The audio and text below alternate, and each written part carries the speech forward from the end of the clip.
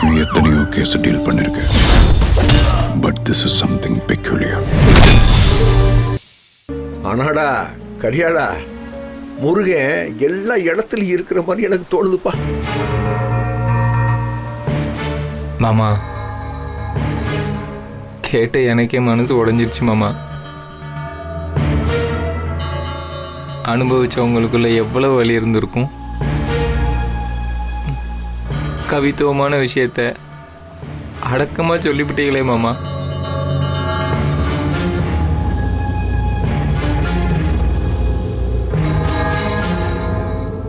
ஏப்பா ஞானா, சொல்லுங்கண்ணா. குடிக்க கொஞ்சம் தண்ணி விடலாப்பா.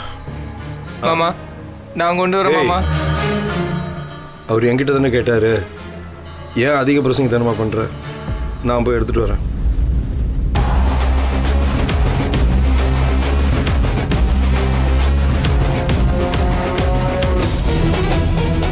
என்னையா சொல்ற? எனக்கு ஒன்றும் விளங்கலையே. ஜெயிலுக்கு போயிடுவான்னு சொல்ற, அதானே? நீ அப்படி நினைச்சுக்கிட்டியா? சரிக்கா, நீ அப்படியே நினைச்சுக்க, அதான் உனக்கு நல்லது.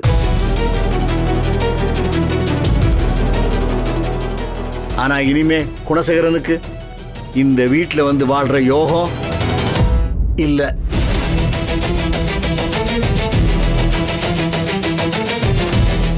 இதுக்கு மேல நான் ஒன்றும் சொல்ல விரும்பல. இதுக்கு மேல என்ன சொல்றது? இந்தாருங்க, அவங்களே நிறைய மண்டியில் இருக்காங்க, நீங்க பாட்டுக்கு ஒரு பக்கம் எடுத்துட்டு போறீங்களே, இது சரியா வருமா? தாயி சொல்லு சொல்லுன்னு அந்த புளியங்குடி மதுரை என்கிட்ட சொல்லிக்கிட்டு இருக்கான். அதுக்காக தான் என்னை அனுப்பியிருக்கான்.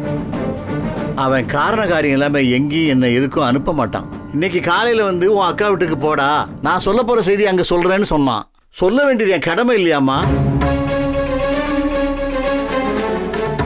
அக்கா, குணசேகரன் வீட்டில் காலடி எடுத்து வச்சா பெரும் நஷ்டம்.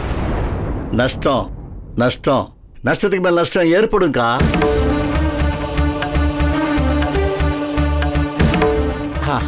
அப்புறம்க்கா, அந்த வண்டிக்கு மதுரை வீரன் சொன்ன மாதிரி எலுமிச்சம்பழம் சுற்றி போட மறந்துடாத.